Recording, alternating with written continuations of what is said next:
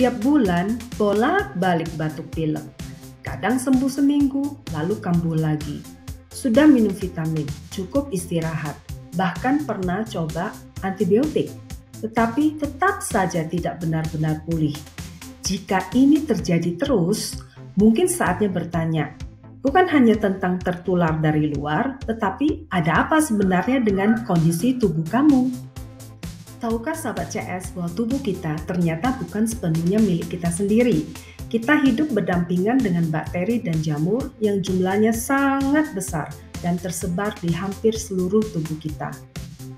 Bakteri dan jamur itu tidak hanya numpang lewat, mereka bisa masuk ke dalam tubuh melalui berbagai cara. Lewat makanan yang dikonsumsi, terutama yang sudah terkontaminasi jamur. Ya tentu kita nggak makan ya roti yang udah jamuran atau buah-buahan yang udah jamuran ya, tentu kita nggak makan. Tetapi biasanya roti yang sudah lama dan terbuka di tempat yang terbuka gitu ya, nggak tertutup, itu ada spora-spora jamurnya gitu ya. Kita nggak bisa lihat ya karena bentuknya mikroskopis ya. Itu kita makan dan bisa saja ya lewat hal itu. Kemudian bisa juga melalui udara dari ruangan yang lembab, AC yang jarang dibersihkan, karpet lama, hingga bantal dan kasur yang jarang dibersihkan ya begitu. Bisa juga melalui kulit lewat pori-pori yang terbuka. Bisa juga melalui cairan tubuh ya saat kita kontak fisik atau salaman atau apapun itu atau hubungan seksual. Bahkan melalui infeksi lokal di mulut kita sendiri nih, di gigi kita ya, yang tampaknya sepele namun berdampak luas. Nah, begitu masuk ke tubuh, mikroorganisme ini tidak diam. Mereka tumbuh dan berkembang biak di banyak tempat, di kulit, rambut, mulut, hingga saluran pencernaan. Wilayah dengan jumlah mikroorganisme terbanyak adalah di saluran pencernaan kita. Beberapa jenis jamur tertentu seperti kelompok Ascomycete bisa masuk ke dalam sel manusia. Jamur ini bahkan mampu menyatukan DNA-nya dengan DNA kita. Luar biasa ya. Akibatnya, sistem imun dari tubuh kita tidak bisa lagi mengenalinya sebagai ancaman. Namun meskipun begitu, jangan khawatir. Jika tubuh kamu dalam kondisi yang tepat, maka bakteri baik bisa membantu kamu melawan semua itu dan memberi kesempatan bagi sistem di dalam tubuh untuk pulih secara alami. Namun, kita mesti waspadai ini. Jika bapil terus berulang setiap bulan, ini pertanda bahwa lingkungan dalam tubuh kamu tidak dalam keadaan seimbang. Jadi, keadaan lingkungan tubuh yang tidak seimbang ini seperti memberikan sebuah undangan terbuka bagi mikroorganisme untuk berkembang di dalam tubuh kamu.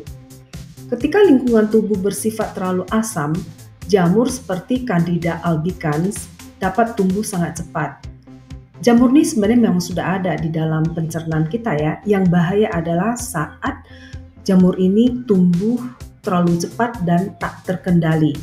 Nah, jamur ini menghasilkan limbah asam yang makin menurunkan pH tubuh dan memperlemah daya tahan tubuh kita. Salah satu pemicunya adalah konsumsi gula berlebihan, baik dari gula pasir, madu, maupun gula buah. Gula adalah makanan favorit jamur dan bakteri oportunistik yang mempercepat pertumbuhan mereka di dalam tubuh kita. Sahabatku, gula memang favorit, tetapi sebenarnya penyebabnya banyak sekali. Nantikan pembahasan ini di video saya yang akan datang ya. Nah, kembali lagi ke topik pemicu pH asam pada tubuh. Penggunaan antibiotik spektrum luas juga bisa memperburuk kondisi.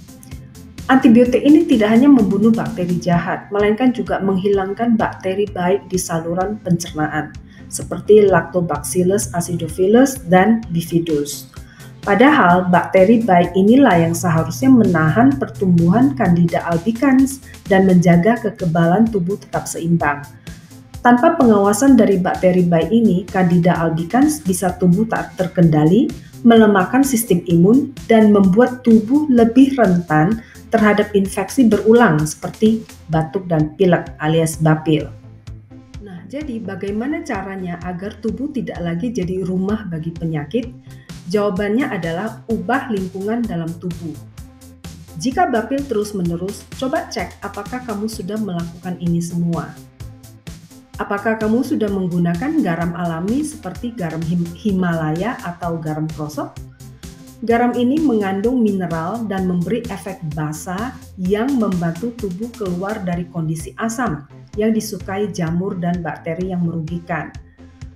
Kemudian beri jeda minimal 5 jam antara waktu makan.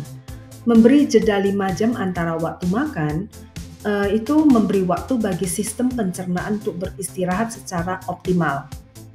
Tapi kalau misalnya masih merasa lapar, jangan langsung ngemil. Minum dulu segelas air hangat ya. Tunggu kira-kira setengah jam ya atau 20 menit. Jika rasa lapar itu masih mengganggu, boleh makan buah yang tidak manis ya seperti mentimun ataupun apel malang.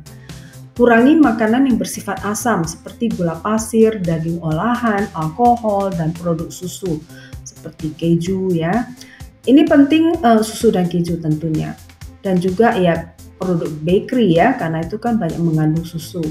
Ini penting untuk mencegah lingkungan tubuh menjadi asam, tempat favorit bagi pertumbuhan jamur dan bakteri. Kemudian perbanyak konsumsi buah, sayuran, biji-bijian, dan kacang-kacangan ya. Makanan ini bersifat alkalis atau basah dan kaya nutrisi yang memperkuat daya tahan serta mendukung pertumbuhan bakteri baik. Jangan lupa minum air putih 2-3 liter sehari. Ya 2 liter udah cukup ya, tapi kalau bisa mencapai 3 ya sangat baik ya. Minum air putih di luar waktu makan ya, jangan minum sambil makan, itu tidak bagus untuk pencernaan ya, enzim ya. Air membantu mengangkut nutrisi, membuang racun, dan menjaga keseimbangan suhu serta fungsi organ. Lakukan juga olahraga ringan setiap hari, 30 menit sampai 1 jam ya. Aktivitas fisik membantu sirkulasi, memperkuat paru-paru, dan memperbaiki metabolisme secara keseluruhan. Kemudian jangan lupa tidur lebih awal karena regenerasi sel paling efektif antara jam 9 malam hingga jam 2 pagi. Istirahat yang cukup dan tepat waktu memungkinkan tubuh memperbaiki diri dan memperkuat sistem imun. Lalu bernafas ya dengan benar, harus lewat hidung ya, jangan bernafas lewat mulut. Kemudian jaga postur tubuh yang baik ya, ini juga akan membantu, dan usahakan berjemur setiap pagi. Asupan oksigen dan sinar matahari membantu tubuh memproduksi energi dan memperkuat sistem kekebalan terhadap infeksi. Dan yang tak kalah penting, ini menurut saya penting banget ya, itu jaga kondisi emosional. Jadi selalu ya ada rasa syukur, damai, dan hati yang gembira akan mendukung proses penyembuhan tubuh. Karena kalau kita selalu cemas, takut ya, kemudian selalu mengeluh ya, ini itu justru menciptakan kondisi asam di dalam tubuh yang memperburuk kesehatan. Sahabat, tubuh punya kemampuan luar biasa untuk pulih, asal kita mendukungnya dengan lingkungan yang tepat. Kalau video ini memberi pencerahan buat kamu, bantu juga orang lain untuk lebih memahami tubuh mereka sendiri. Klik like, bagikan video ini, dan tulis di komentar bagian mana yang paling menyadarkanmu. Dan jangan lupa untuk subscribe ke channel Cerdas Sehat 50. Kita akan terus belajar bersama bagaimana hidup sehat secara alami tanpa perlu bergantung pada obat. Sampai jumpa di video berikutnya.